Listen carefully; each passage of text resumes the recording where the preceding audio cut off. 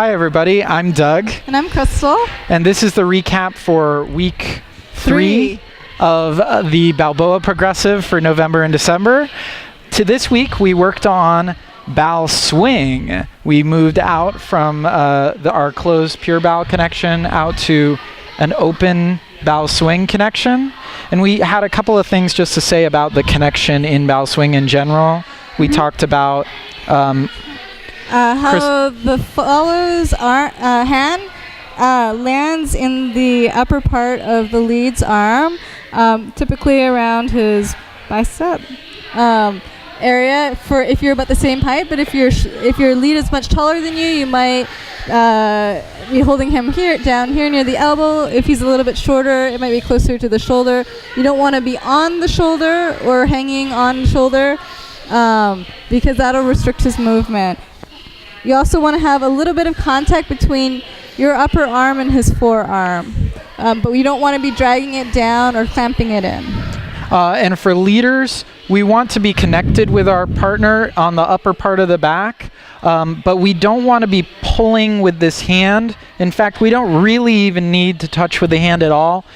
My wrist and forearm and like a little bit of the base of my thumb connecting with Crystal's side is pretty much all I need. And even if my partner is taller or shorter, that's pretty much the same for me. I can always connect with a little bit of my forearm and a little bit of my thumb on the side. Follows, you should always have your own weight, so you shouldn't be relying on your lead to provide stability, either leaning into him or leaning away from him. This is not something we do in Balboa. And then we talked about how we engage a tiny bit in our hands and our arms to have a nice frame so we know where each other are, as opposed to trying to tell by wrapping our arms around or pulling in and out like Crystal was saying. Your hands should be around the follow's waist height, and it should be about in the middle between the two partners. Yep. So the movement we're working on today is lolly kicks, and they look like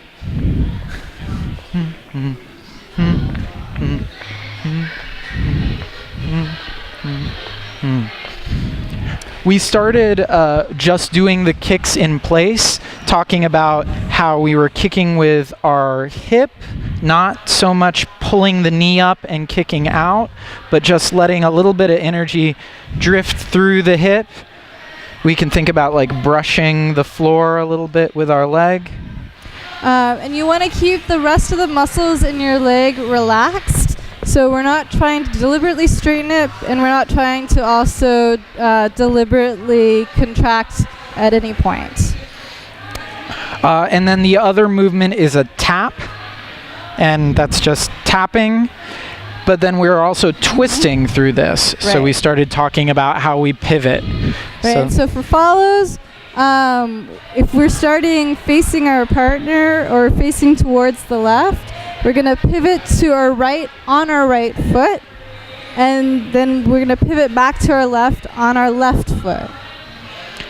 For leaders, when we tap, we're going to be pivoting on our right foot as we tap, and then as we step out with the left foot, we're pivoting a little bit on the right, and then the left as we kick. So for follows, we're going to go tap, pivot, kick, pivot.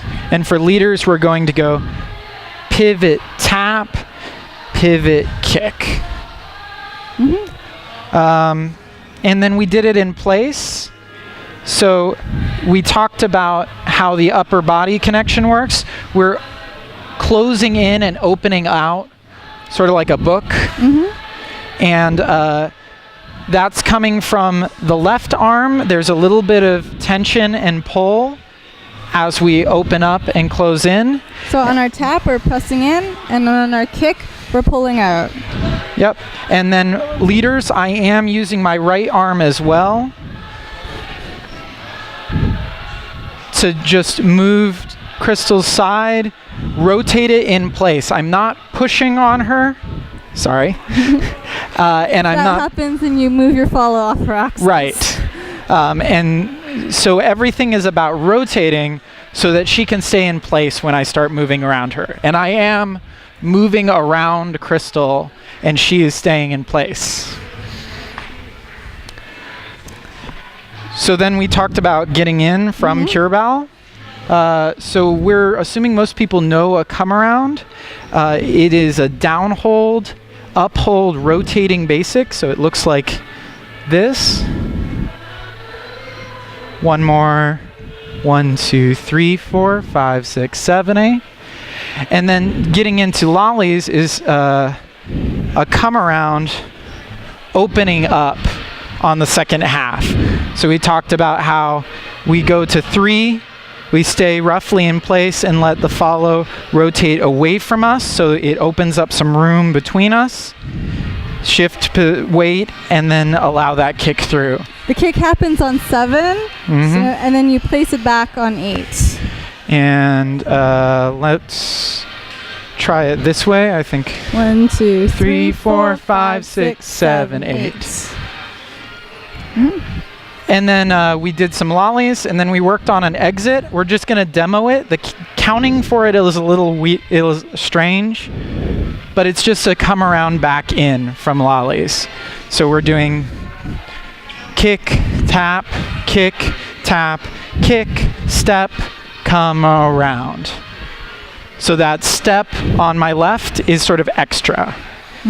And next week we'll talk about lollies some more and give you some more stuff to do in your bow swing. Yep. Thank you.